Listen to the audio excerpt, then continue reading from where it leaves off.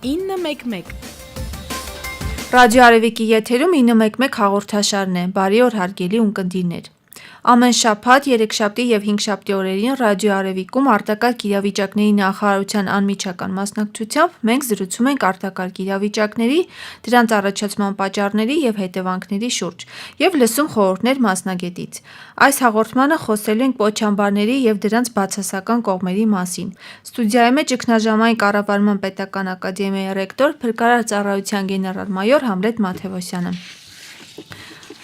Պարոն Մաթևոսյան, շնորհակալ ենք, որ մասնակցում եք հաղորդմանը։ Ձեր օգնությամբ այսօր կպարզենք, թե ինչով են վտանգավոր պոչամբարները։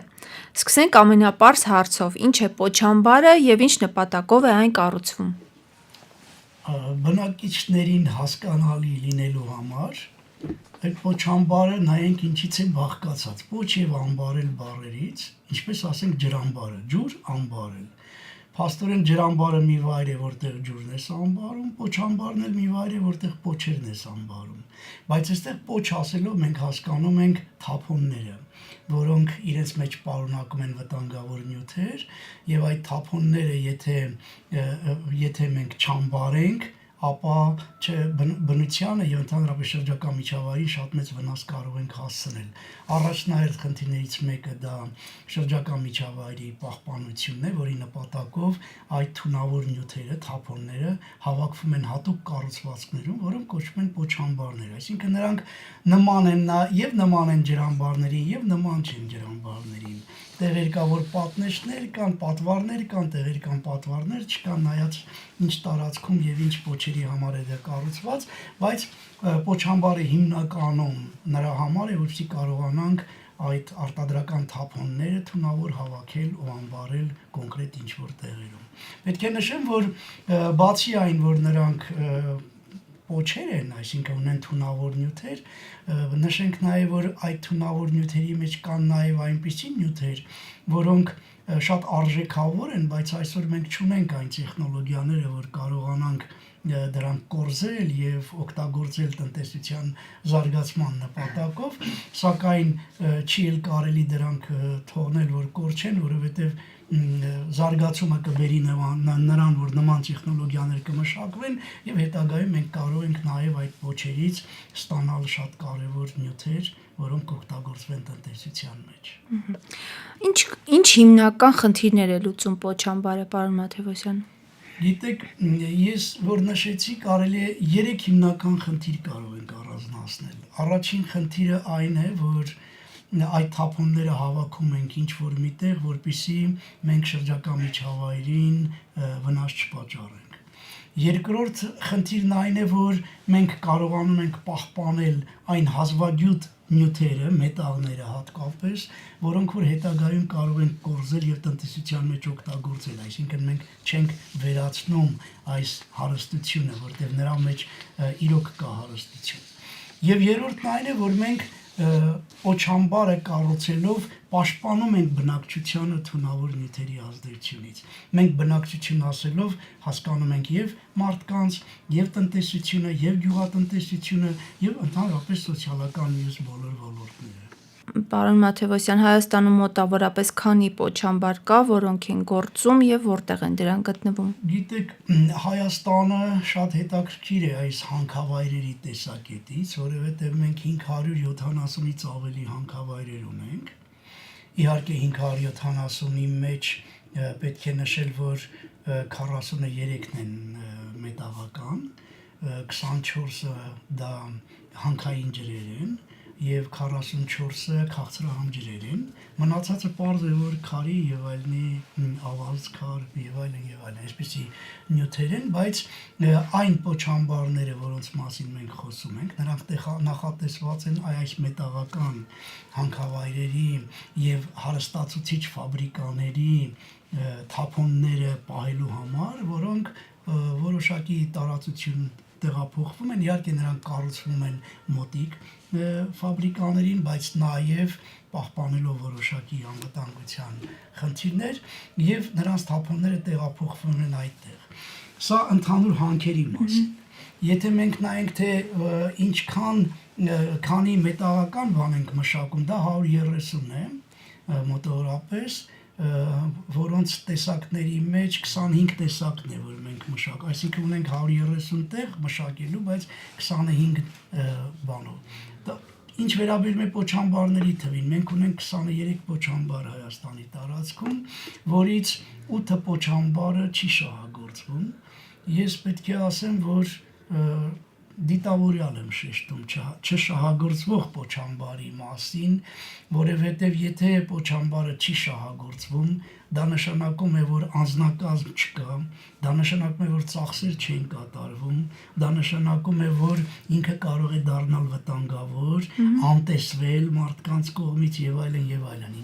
Շատ լուրջ խնդիր է ընդհանրապես չշահագործվող պոչամբարների հետ կապված խնդիրները, որոնց մասին ես մի քիչ հետո իհարկե կասեմ, թե ինչով են դրանք վտանգավոր, բայց պետք է իմանանք, որ բավականին շատ են մեր տարածքի համար,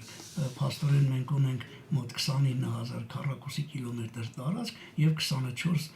պոչամբարներ, ընդ որում պոչամբարները հիմնականում գտնվում են Սյունիքի մարզում եւ Լոռու մարզում, հիմնական պոչամբարները այդտեղ են գտնվում, իհարկե Արարատում նույնպես ունենք պոչամբար, որը կապված է ոսկուհանքի շահագործման հետ Արարատի։ Շատ լավ։ Խոսենք պոչամբարներում տեղի ունեցող վթարների մասին։ Հիմնականում ինչ պատճառներով են դրանք տեղի ունենում։ Պոչամբարների վթարները տեղի են ունենում երկու հիմնական պատճառներով, եթե խոշորացված ասենք, օրինակ բնական երևույթների ազդեցության հետևանքով կարող են լինել, կարող են պարզապես տեխնացին բնույթ կրել, ընդ որում այդ թվում նաև մարդու գործունեության թույլ տված սխալների արդյունքում կարող են դրանք լինել։ Օրինակ, ինչ է նշանակում բնական երևույթների, երկրաշարժերի հետևանքով կարող են պատվարներում ճեղքվածքներ առաջանալ, պատվարները կարող են փլուզվել եւ այդ ցնցումների հետևանքով կարող են լինել վթարներ։ Կարող են լինել վթարներ հորդառատ անձրևների հետևանքով, եթե մենք ջրահեռացման համակարգը չկարողանա եկած ջուրը հեռացնել, բնականաբար տեղի կունենա պատվարի վերևից ջրի անցում, պատվարի լվացում եւ այլն, որը իր հերթին նույնպես, այսինքն բնական մի շարք երևույթների հետևանքներով կարող են լինել այդպիսի վթարներ եւ կարող են լինել պարզապես տեխնացին վթարներ, այսինքն օրինակ ասենք թե ինքը պատվարը ինչ կառուցվածք ունի, հիմնականում պոչամբարը, կա պատվար, կա պոչը բերող խողովակաշար, որտեղից պոչը գալիս է, այսինքն ջրբերի մասին ենք մենք խոսում, խողովակ, որը կամ համակարգ, որը գալիս է դեպի պոչամբար, եւ պոչամբարից ջրհեռ, այսինքն ջուրը հեռացնող բաներ կան, եւ հիմնականում այս երեք դետալների հետ են կապված ջրբեր, ջրհեռ համակարգերի թերությունների եւ պատվարների հետ կապված թերություններն են, որոնք հիմնականում հանդես են առաջացնում են տեխնացին այդպիսի վթարներ եւ նման դեպքեր շատ են եղել, օրինակ Բրազիլիայում տեղի ունեցած դեպքերից մեկը ասեմ 2019 թվականին, երբ դա տեղի ունեցավ բնական երևույթների պատճառով եւ առաջացավ սելավային հոսք շատ մեծ, Բրազիլիայի պատմության մեջ ամենամեծ փլուզումներից մեկն էր դա ջրամբարների, պոչամբարների։ Իսկ Հայաստանում կնշեք 1-2 օրինակ։ Հայաստանում տեղի չեն ունեցել այնպիսի վթարներ, որոնք հանգեցնեն մարդկային զոհերի, բայց եղել են վթարներ, որոնք որ շատ արագ վերացվել են, այդպիսի վթար եղավ օրինակ Գեղի գետի հետ կապված, որ ջրբեր բանում խողովակաշարում տեղի ունեցած վթարի պատճառով ջուրը լցվել էր Գեղի գետի մեջ եւ փաստորեն գետի հունով գնար որպես վտակ մյուս գետին խառնվել, ասենք ողջին եւ կարող էր մեծ վնաս տալ դրան։ Այո, նման բաներ եղել են, բավականին այդպիսի փոքր դեպքեր եղել են կապված Արծվանիկի պոչամբարի հետ, բայց ոչ մեկը չի ունեցել աղետալի կամ շատ մեծ հետևանքներ։ Շատ լավ։ Պարոն Մաթեոսյան, ինչ բացասական հետևանքներ կարող են առաջացնել պոչամբարների վթարները։ Պոչամբարների վթարները նախ կարող են վնասել բնակչությանը, բնակչության առողջությանը։ Ամենակարևորը գիտեք որն է, քանի որ պոչերի մեծ մասը հատկապես լեռնային տարածքներում, ինչպիսին Հայաստանն է, ասենք, գտնվում են բարձրադիր վայրերում, նրանց վթարները կարող են բերել նրան, որ այդ պոչերը կարող են լցվել գետերի մեջ։ Եվ ամբողջ գետահովիտով կարող են վերացնել կենդանական աշխարհը փաստորեն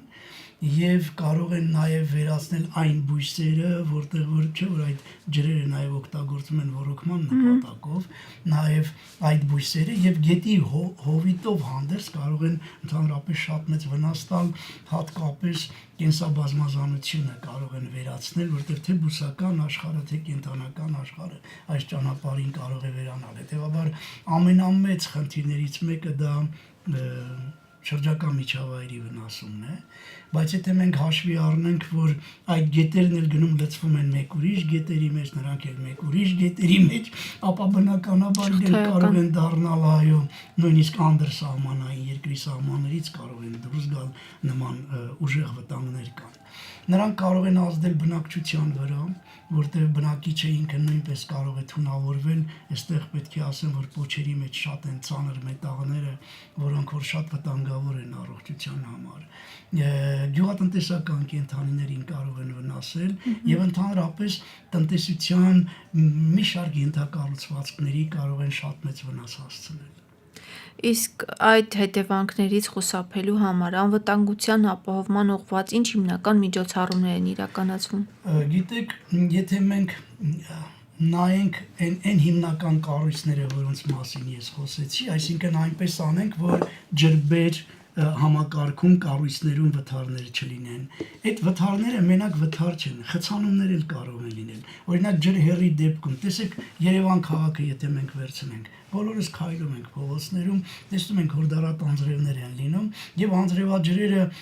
այն առուների մեջ չեն լցվում, այլ ամբողջ փողոցը ողողվում է անձրևած։ Դա ինչ է նշանակում։ Դա նշանակում է, որ ջուր հեռացնող խողովակները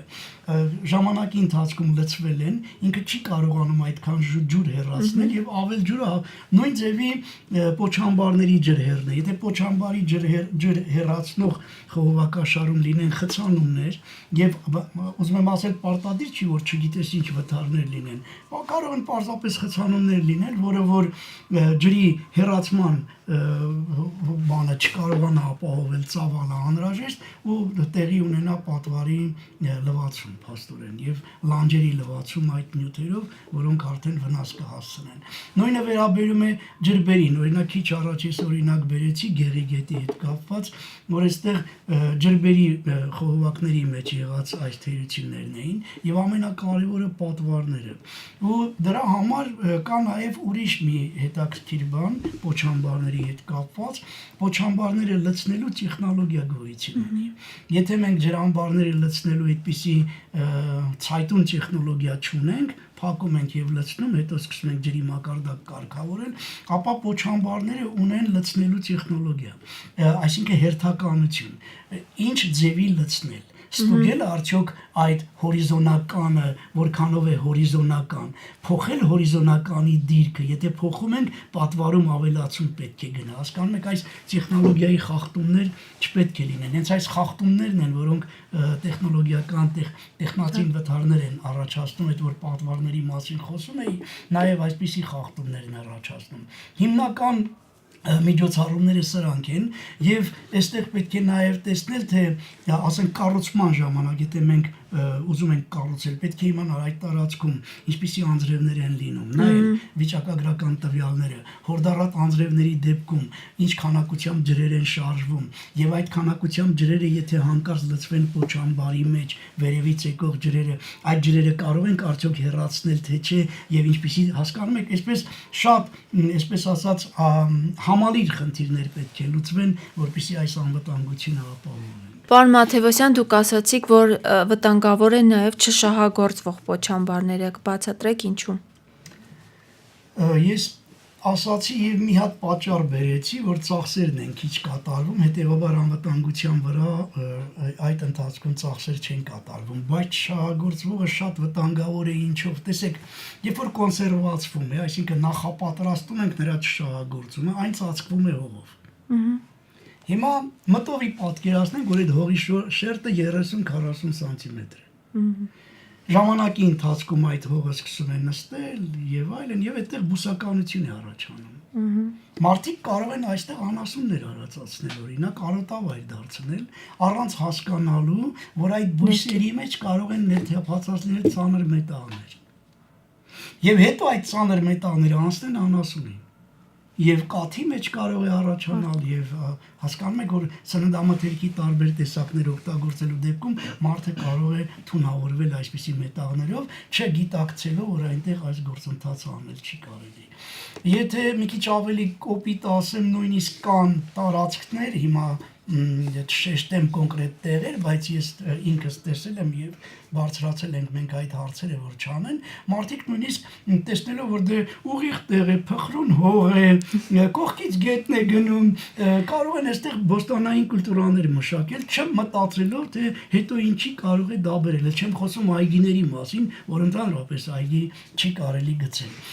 Կարելի է այդ հողը օգտագործել, բայց միայն այն դեպքում, երբ այդտեղ բավականին մեծ հաստ շերտ են անում եւ այդ հաստ շերտը իհարկե կարելի է մշակել, երբ որ արմատները չկարողանան են ամենաներքևից ինչ որ բաներ բերել, բայց քիչ ծածկույթ այս տեսակետից շատ վտանգավոր են այդ պոչամբարները, քանի որ մարդիկ շահագործողի դեպքում կարող են խաբվել այն կանաչ ծածկույթին կամ չգիտեմ փխրուն հողին, որ տարիներով չարչարվում են, որ հողը դարձնեն փխրուն եւ հանկարծ իրենց չվնասեն։ Այս առումով է, ու այսինքն ոչ միայն տեխնիկական տեսակետից է վտանգավոր, այլ շահագործման մարդու կողմից կարող է տարածքը շահագործվել առանց գիտակցելու թե ինչ է տեղի ունենում։ Եվ մեր վերջին հարցը, քանի որ պոչամբարները կառուցվում են բնակավայրերին մոտ տարածքներում, անվտանգության ինչ կանոնների պետք է հետևեն այդտեղ ապրող բնակիչները, ինչ չի կարելի անել։ Գիտեք, եթե թույլ տաք մի քանի թվային տվյալներ բերեմ, որ այդ հարցին ավելի լավ պատասխանեմ։ Մենք երբ որ խոսում ենք պոչամբարների մասին, արդյոք դրանք փոքրիկ ինչ-որ բաների մասին ենք խոսում, թե խոշորներն էլ կան։ Օրինակ ասենք, եթե վերցնենք Արծվանիկի պոչամբարը, Արծվանիկի պոչամբարը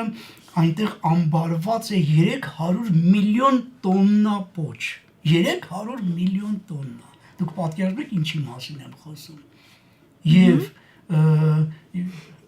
ինքը համարվում է աշխարհի ամենամեծ պոչամբարներից մեկը։ Հայաստանում գտնվող այս Արծվանիկի պոչամբարը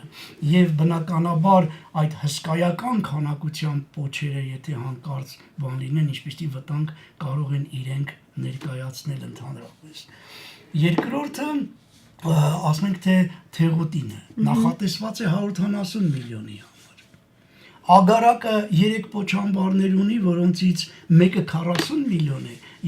նրանցից մեկը 3, մյուսը 3.5, ընդհանուր առմամբ 46.5 միլիոն տարողություն։ Եթե վերցնենք Արարատին, օրինակ ոսկու հանքի պոչամբարը 14 միլիոն խորամարդ։ Սա ինչ է նշանակում, որ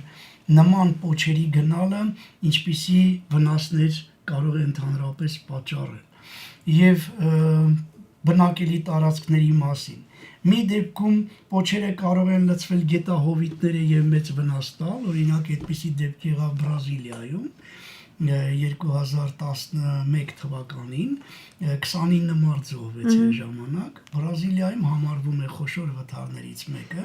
բայց լցվելով իրենց կենտրոնական գետը, ամբողջ գետի հունով սկսեց ոչնչացնել այդ կենտրոնական աշխարհը եւ վնասները շատ մեծ էին։ Իսկ այն վթարը, որ ասացի Բրազիլիայը, այնտեղ զոհվել էր 58 հոգի, անհետ կորել էին 305 հոգի, պատկերացրեք։ Ու ինքը տեղի ունեցել սելաֆային հոսքի նման։